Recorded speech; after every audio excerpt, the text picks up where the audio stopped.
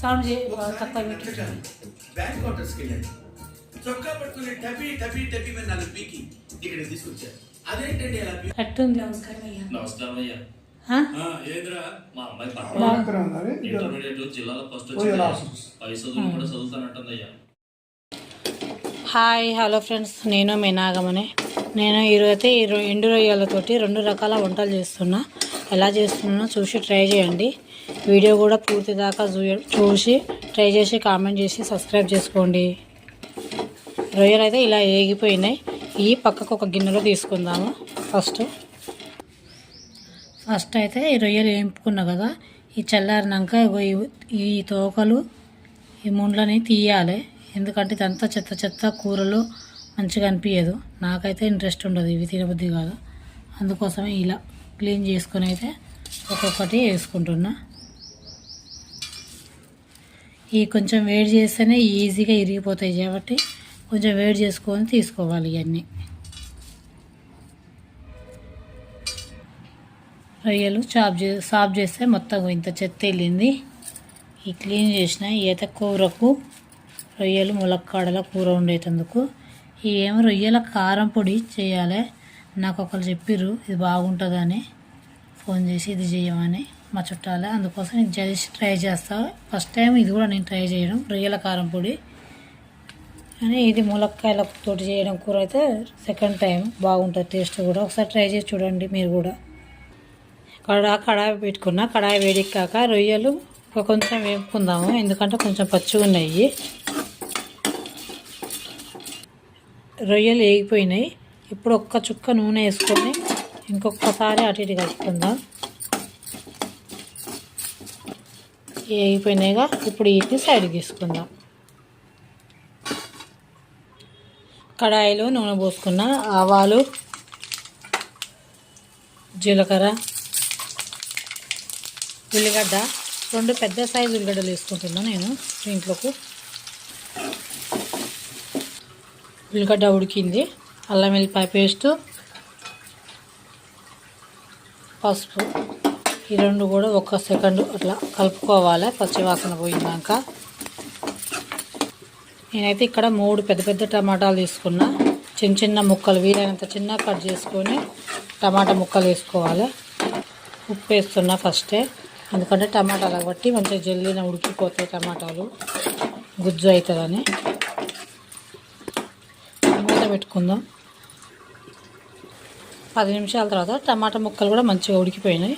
ఇప్పుడు కారం సరిపడా, ధనియాలు, గరం మసాలా మిక్స్ చేసింది, ధనియాల పొడి, గరం మసాలా 2 కలిపి మిక్స్ చేసి పట్టింది. ఇది 2 కలిపి కలుపుకుందాం. ఇప్పుడు టమాటాలు, కారం, మసాలా అన్నీ కూడా మంచిగా ఉడికిపోయినాయి కదా ఈ గుజ్జులో. నేను ములక్కాయలు ముందే పొట్టు తీసి ఉడకబెట్టి పెట్టుకున్నా.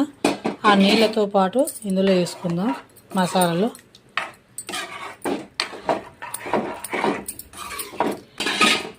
ఉప్పు వేసి ఫస్టే ఉడకబెట్టుకున్నాం ములక్కాయలు కూడా. మూత పెట్టుకొని ఒక 10 నిమిషాలు ఉడకనిద్దాం.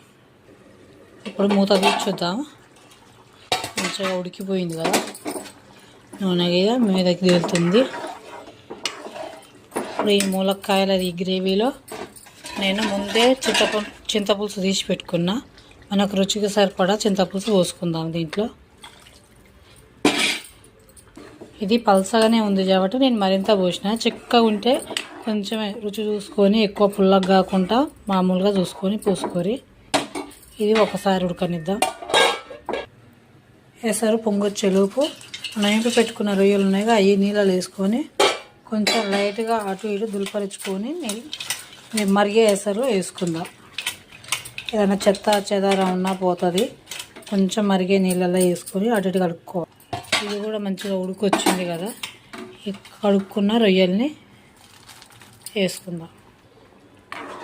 ఒక్కసారి దీన్ని ఇట్లా కలుపుకొని మూత పెట్టుకొని అయితే 5 నిమిషాలు ఉడకనిద్దాం. ఇప్పుడు దీన్ని ఈ రొయ్యల వాసన, ములక్కాయల గ్రేవీ, టమాటా గుజ్జుతోటి సూపర్ యమ్మీ ఉంటుంది కూర కూడా. ఒక 5 నిమిషాలు ఉడికినాక ఇలా వచ్చింది. కొంచెం గ్రేవీ ఉంటేనే బాగుంటుంది రొయ్యల కూర ఎప్పుడైనా సరే. ఎండు రొయ్యలైనా పచ్చి రొయ్యలైనా ఏదైనా కొంచెం గ్రేవీ లాగా ఉంటే అన్నంలో కలుపుకోవచ్చు, ఏ దానికైనా రొట్టెకైనా బాగుంటుంది, సూపర్ టేస్ట్గా ఉంటుంది. ఒకసారి ఇలా ట్రై చేసి చూడండి.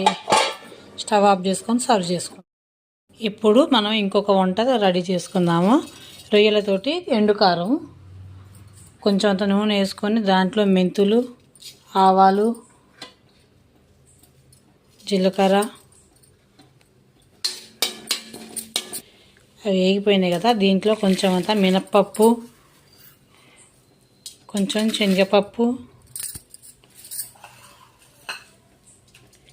ధనియాలు ఇవి కూడా కొంచెం వేసుకుందాం. దాంట్లో ఒక గుప్పెడంతా కరివేపాకు మంచిగా కడిగి వేసుకుందాం. కరివేపాకు కూడా మంచిగా వేయగాలి కాబట్టి